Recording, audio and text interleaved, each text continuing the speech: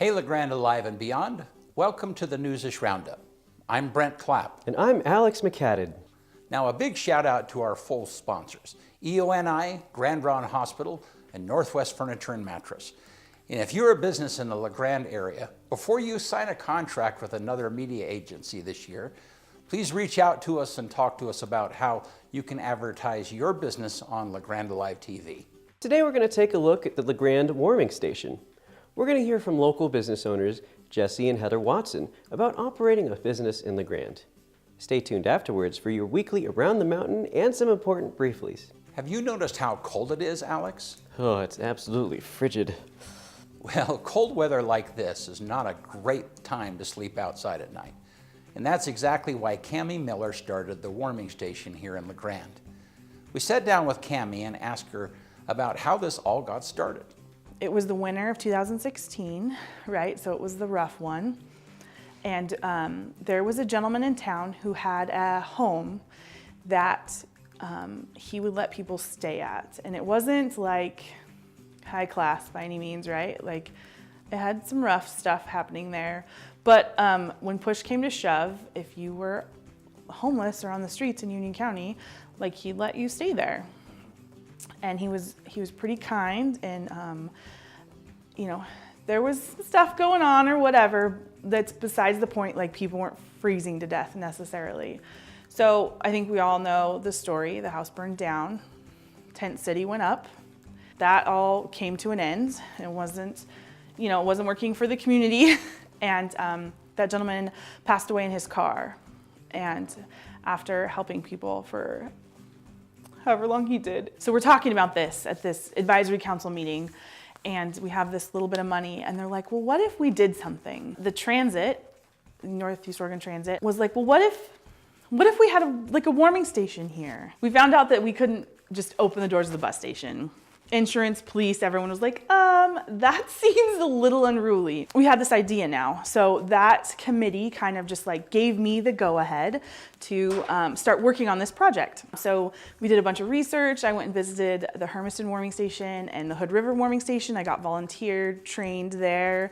I emailed other warming stations and homeless shelters and talked to tons of people who had experience in this kind of stuff. All we needed was a location, and we could not find one for anything. And then the Zion Lutheran Church, about mid-January of last year, said, well, you can come up here. You can use our room and you can try and have, be this resource. So the city was okay with it.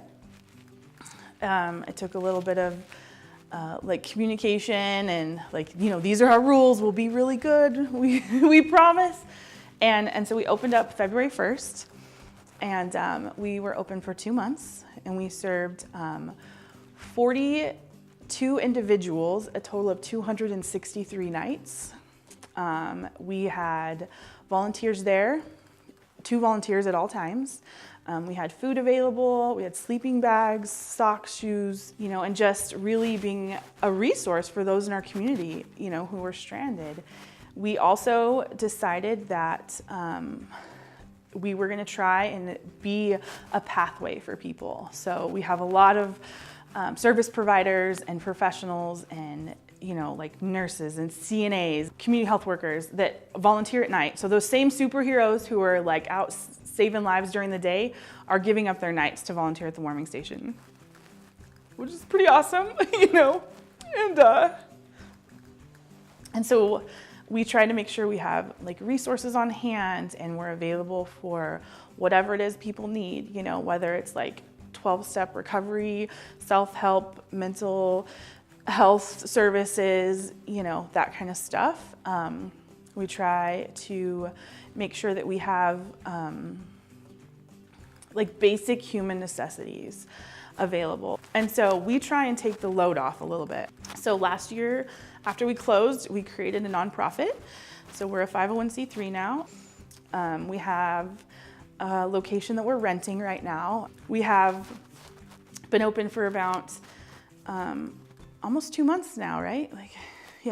almost 2 months now, and we've been open every night. The community really rallied around us this last year and has made sure that we have what we need, to help people. If you want to help out with the warming shelter, either through your donations or through your time, please reach out to them here. Have you ever wanted to start a small business?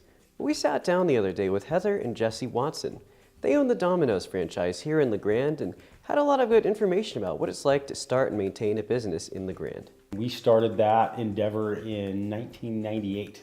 I moved back here from Los Angeles, and I started working at Domino's because I needed a part-time job while I was going to college.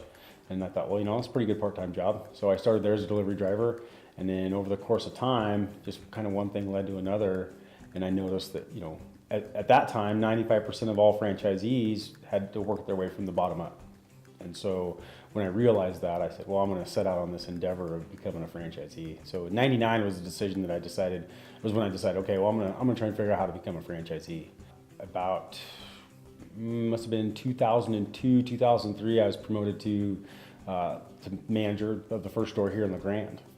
And so I took that on, and then we decided to open up Beach Bums Tanning Salon. So 2002, we built that tanning salon, and Heather ran that salon. I did not run the salon. In 2004, the franchisee that I'd worked for decided that he was going to buy the Ben stores, and one of the deals was he wanted me to go down there and take over that operation. And one of the deals I worked out with him was, well, if I go down there and I turn this into a stellar operation, you have to sell me LeGrand.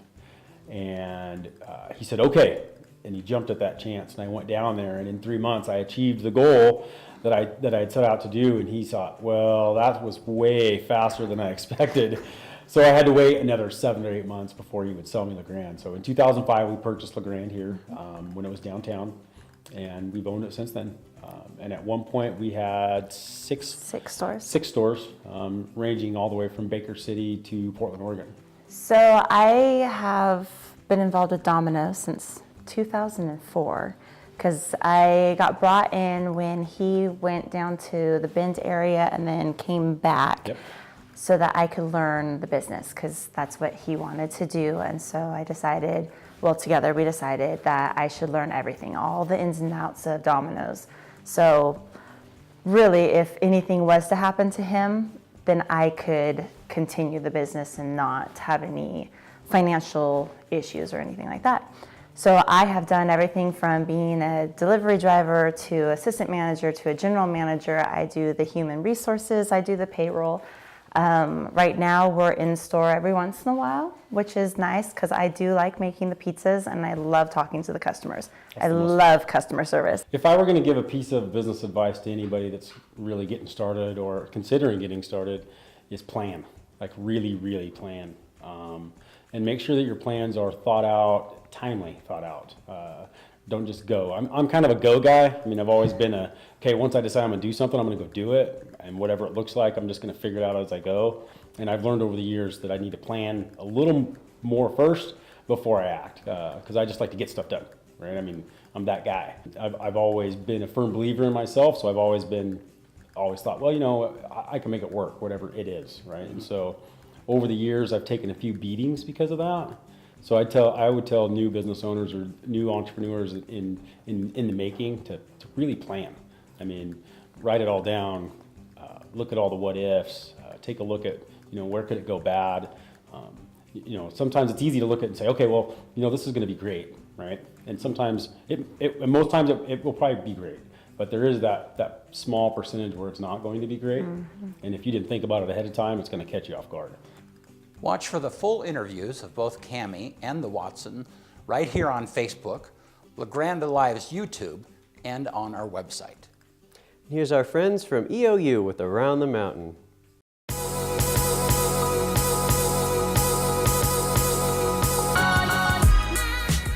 Happy New Year, everyone, and welcome to our first episode of the show of 2019.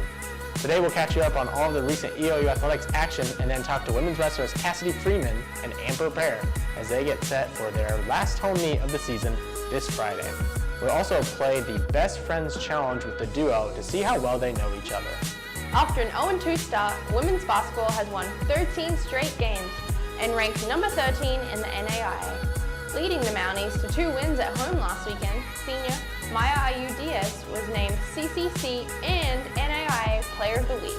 She averaged 25.5 points and 12.5 rebounds and has 5 double-doubles in 6 games. Men's basketball is receiving votes in the NAIA Top 25 after winning both games at home over Evergreen and Northwest. Jordan May was selected the CCC Player of the Week, averaging 30 points and 7 rebounds. He finished with 36 points in EOU's close 84-79 win over Northwest. Mountaineer basketball teams are next headed on the road to Multnomah and Warner Pacific in Portland. The number 13 women's wrestling team took 4th place at the Menlo Open after not wrestling for nearly a month. Macy Higa took 2nd place to lead EOU with 4 victories. Amber Pear won 3 matches, while Alexis Cavero and Dempsey Talkington each won 2 matches to take 3rd. Mark Cabala won the Menlo Open at the 125-pound weight class, marking his 2nd tournament win this season. Cabala has dominated opponents this year and ranked 4th in the NAIA. Mountaineer men will visit North Idaho on Thursday evening before both the men and women are going to host Warner Pacific on Friday at 7 p.m. for the 2nd annual EOU Bake-Off. We are now joined by junior wrestlers Cassidy Freeman and Amber Pear for a special interview. There's a massive companionship between the team that we've been really solid of all being there for each other and working together, that we all know we're going for the same goal, that even though we've only had a couple years, we've already started to build that leadership, and it's good to be able to start from scratch and really get a solid foundation of girls who really are passionate about going places. I feel like number 13 is moving our way up. It's not the best that we can be, but I know that coming to the end of the season, we can wrap things up and make a name for ourselves. And as a team goal, I would like to be at least top 10 or above coming to the end of the season. In the WCWA, we've placed 15th 2 years in a row, so already starting to move up in that ranking, which is super cool. Like 15th to 13th, that is a huge jump if you look at the points overall. We have a lot of girls who are getting ready to All-American, like right on the cusp. Amber was in the blood round last year, 2 years ago. Freshman year. Freshman year, I was in the blood round. We have Jessica, who's already an All-American. She's a redshirt this year, but she'll be back next year. We have Lexi, who was an All-American. And all of our freshmen are just eager to get out there and compete, and it's cool. Yeah. I feel like being one of the older ones on the team, I have a huge shoe to fill, and I just like to be there mentally, physically, any way I can for younger or even people my age. Amber being a team captain is really out there kicking butt. Yes, Amber is a team captain. I feel like being a junior has really helped me in the sense that I have kind of a sense of what it's like to go through the ringer of college. Not just wrestling, but being a student athlete. Because, of course, student comes first, because that's why we're here, to get our degree. And so it's been really, it's almost hard sometimes to see those girls like going through stuff and knowing you have to let them go through some of that to learn the process. But there's been a lot of times where like I've hung out with them, we've talked, what are we gonna do with class, what are we gonna do with school? When life hits, what do we do? And being able to help them work through that with stuff we kind of didn't have when we were their age is amazing. I said amazing like 5 times, so it's super cool. Inspirational. Next level. Glad I'm not. It's Huge. that Walt actually likes us. That like our coaches are more compassionate towards us, and like probably the best coaches I've ever had in my life. Like I don't know about you. Their support system is phenomenal. They care about the program. They want to like advance things. Also, Michaela's like super down to earth despite being an administrator. She can still like connect to us as people. Yeah, Walt does, he treats us as one of his own. He takes us all in. There's 14 of us, so I would not want to have 14 kids, but he takes us in as his own, so that's pretty cool. Oh, Georgie was a freestyle All-American and a folk style All-American that he's placed at nationals in both like 3 times. I think it was freestyle he placed 3 times and folk style he placed once, but he's like out there kicking ass and then he's coming to help us. Now we play Best Friends Challenge with Cassidy and Amber.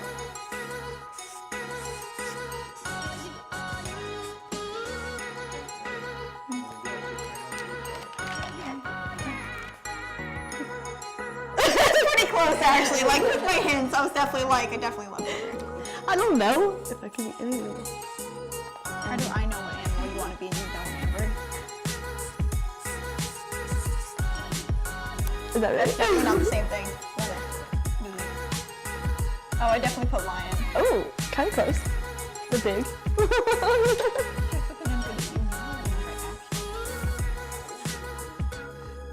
What? Yeah. That's what I'm saying. Fun. Okay, but to be fair, you are correct that Miles is my only full sibling. But I also have an older half brother and 3 stepsisters, so.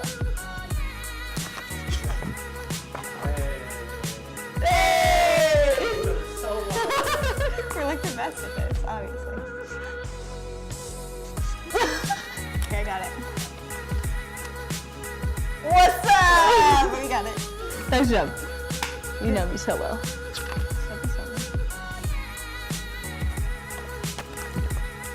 Hey! I about died, okay. Thank you for watching this week's episode of Around the Mountain. Thank you to our guests Cassidy and Amber, and thank you to LeGrand Alive.